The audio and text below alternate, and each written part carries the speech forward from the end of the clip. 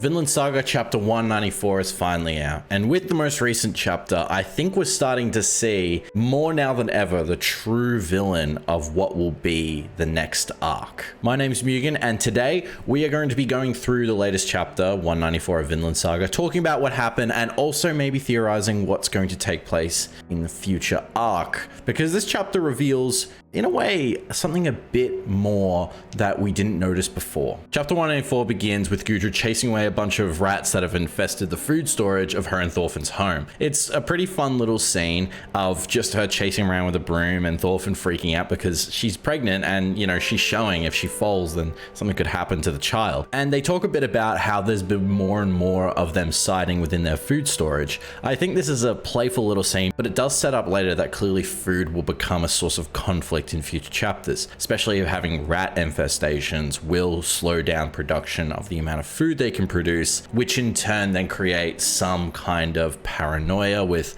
not getting food, not eating a lot, exhaustion, and this just leads to conflict, especially when you're trying to settle a civilization, essentially. It's actually a pretty funny scene regardless of maybe some of the setup, and it just shows a bit more of how far along Gudrun is. It's been at least, I think, 2 seasons since the last 2 chapters, so a lot of time has actually passed. Then we get to the real meat and bones of this chapter, which is Hild coming to tell Thorfinn that a group of the settlers are actually starting to build a fort around the bay area where all their ships are because of being scared of Gitpi's tribe.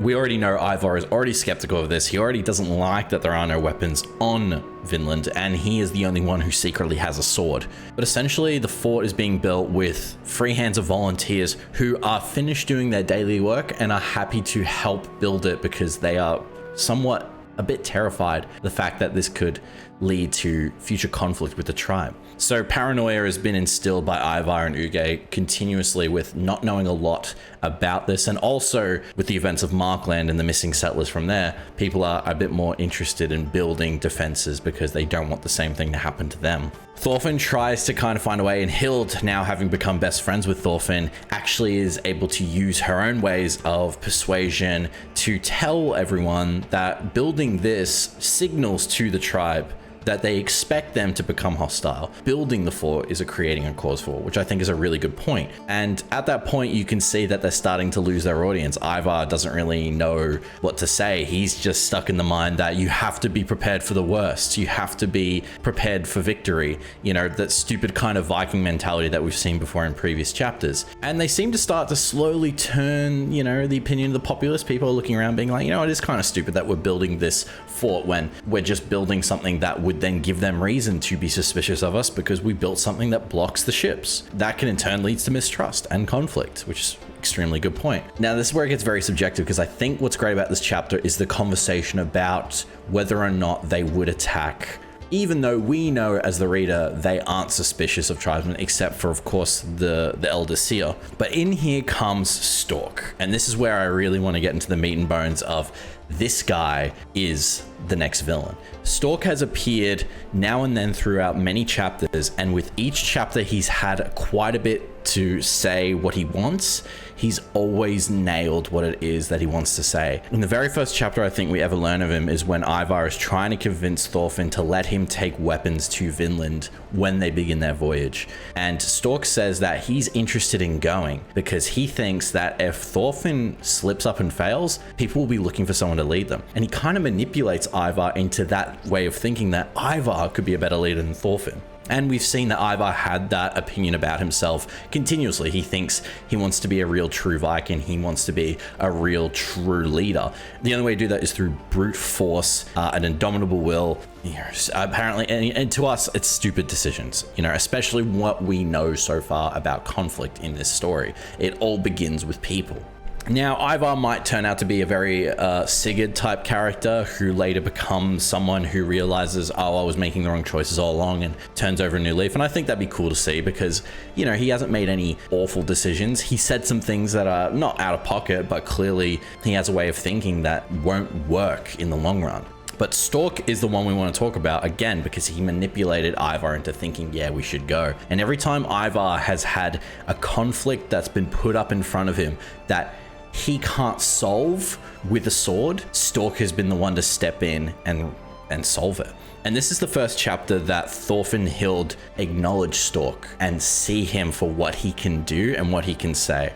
Now, in previous videos, if you go back and look, I've always thought that Stork was Garm in disguise. Just because of the way his hair looks, he's always having a spear. That was kind of it. And the tattoos are, of course, not something that Garm had, but maybe he could have gotten them in the years between getting back to Iceland and then going to Vinland. His eyes are very similar, but you know, now I think about it more because of how intelligent he is. I feel like it's not him, or it could be someone related to him. Regardless, Stork is very clever. Very clever. Every time Ivar tries to solve a conversation like with Cornelia, talking about don't tell anyone about the sword that we have, or trying to talk some sense to Thorfinn, he can never do it because he's so brash in the way he talks. Every speech bubble with Ivar are bold texts like he's yelling, whereas Stork is subtle, clever, and quiet. He only says what he needs to say when he knows it's time. And this is acknowledged by Hild, who says that, you know, he's eloquent. He's good at the way he says things. He knows how to say things in a way that people can understand. He can say things in a way that make people think this guy knows what he's talking about. He has a full-on conversation talking about how he understands and he respects Hild and Thorfinn for what it is they're trying to say, how we need to have a mutual trust with Lanu.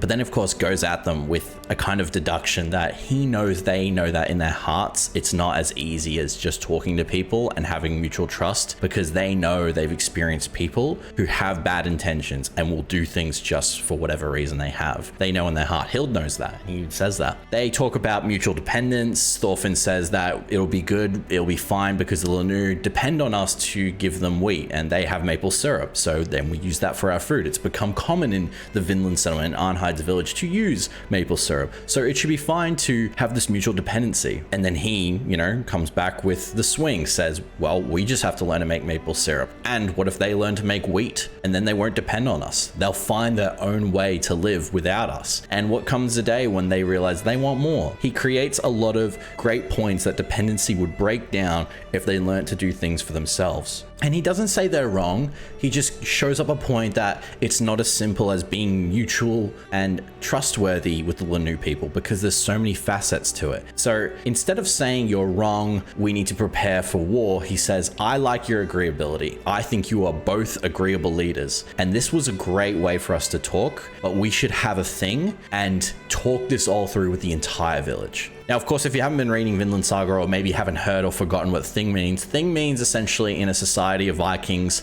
a community council where the community of a village will come together and decide on something. A thing can be a beheading or a marriage dispute or something like that. Now, because this is a settlement without a Jarl, essentially it all depends on democracy. So depending on what people vote to do is what will happen. If people decide to build a fort, they'll build a fort. Now, that's essentially where the chapter ends, and the next chapter will be the events of the thing as mistrust is swelling, paranoia, people being unsure, because both sides are making good points. Now, Ivar and Uge are making good points, but the problem is they're making points that are so rash that people aren't sure if it's a good point, whereas Stork is on the same level as maturity as Hild and Thorfinn, where he could make a point for Ivar and Uge's side, but in a way that sounds mature, well thought out, and logical. He's not saying we should mistrust them because they don't know who we are, they're pieces of shit or anything like that. He's saying, look, they're not bad people, but let's be honest, people have bad intentions, especially if mutual dependency breaks down. And this is where I think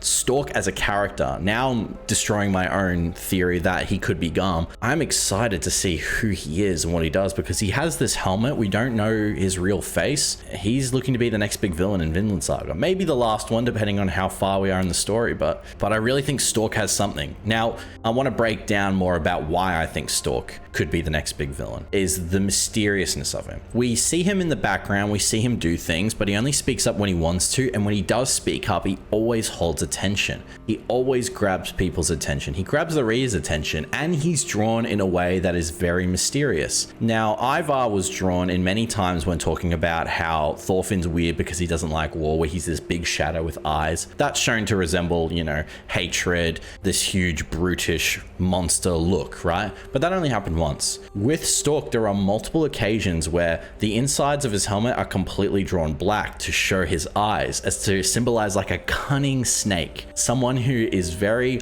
smart and logical in the way they present their argument. It also happens when they're talking about the sword to Cornelia. He says, Thorfinn's our friend and we want to help him. And he's not a bad person. He's an agreeable leader. He does his part, but you know, he fails where others succeed. And that comes to conflict and war. I'm not saying we want to use our swords, but what if one day something happens? Thorfinn won't be ready for that. So we need to be there to help him. He doesn't say Thorfinn's an idiot. He doesn't say he's stupid. He says, I understand what you mean. We're just there to help out. We don't want to do that. And he even says, Ivar, my turn. And this comes up to the point where this chapter really makes me want to know, where did this guy come from? Ivar is someone who you could assume where he came from. You can assume his background, but Stork is pretty smart for someone who was maybe considered lowborn, which means he probably has an education, which would mean he maybe came from a highborn background. He reminds me of a young Askeladd, honestly, in terms of how he is very cunning in the words he says, but maybe not as harsh and brutal. Maybe he's better at acting a certain way. The question is as well, what is his goal? Because he's clearly good at manipulating people. He manipulated Cornelia.